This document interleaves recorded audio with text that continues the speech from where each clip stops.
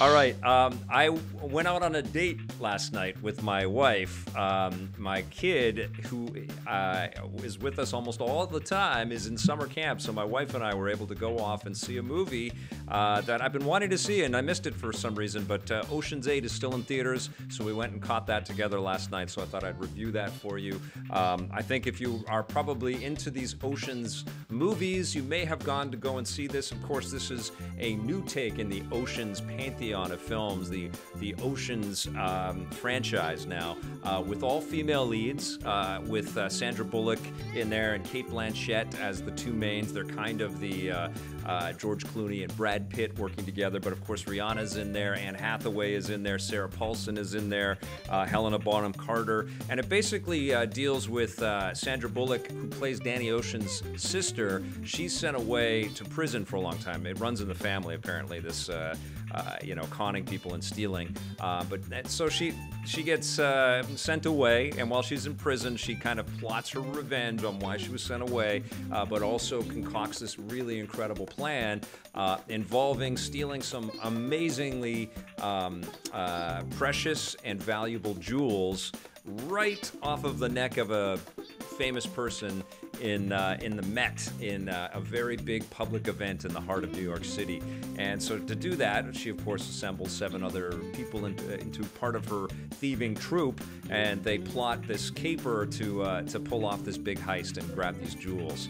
And it's pretty elegantly packaged together. I really like Gary Ross as the director this time, not Steven Soderbergh, who did a great job with the Ocean's movies, but I don't think any one of these Ocean's movies sort of packed that same impact that the first one did, which kind of came out of nowhere, this reimagining of the old Rat Pack movie, which wasn't, again, not a great concept. It was more just charming and great that all these actors got together to put something cool. That was the original one, and also the Brad Pitt and George Clooney led one as well. It was funny, it was charming, and it was cool.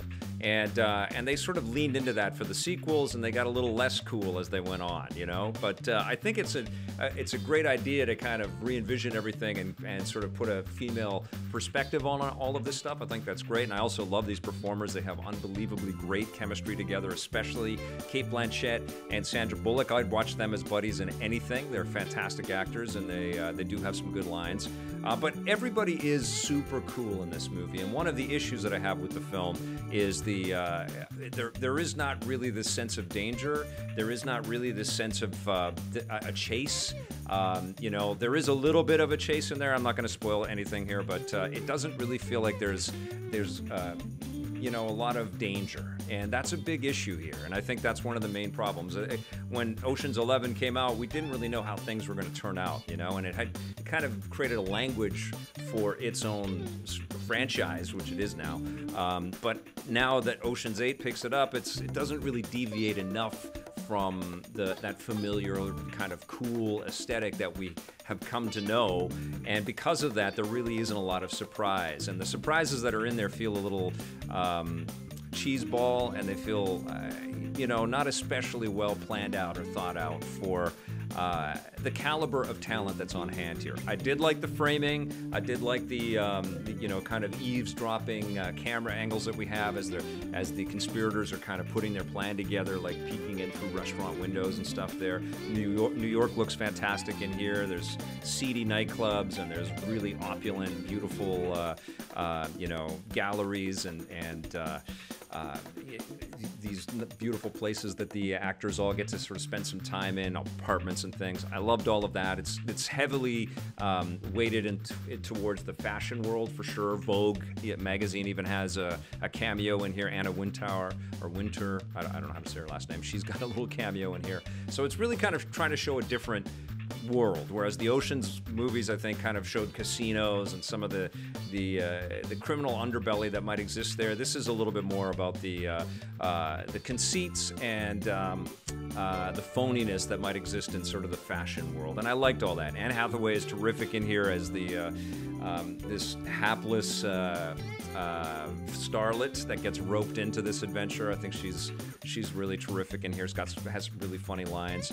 I can't fault any of the performers. I just feel like the script didn't go far enough. And I liked Gary Ross's direction as well. Soderbergh is still a producer on here, so the tone feels right. The music is impeccable. I actually listened to the soundtrack this morning and I loved it. So if you're looking for something with a little bit of style and a little bit of flair, kind of a female perspective on something that is innately cool, but don't think that you're going to walk away feeling like you ate well. This is really light, fluffy stuff, and it doesn't really pack the wallop that it should, but it's still charming. I'm going to give Ocean's 8 a 7 out of 10.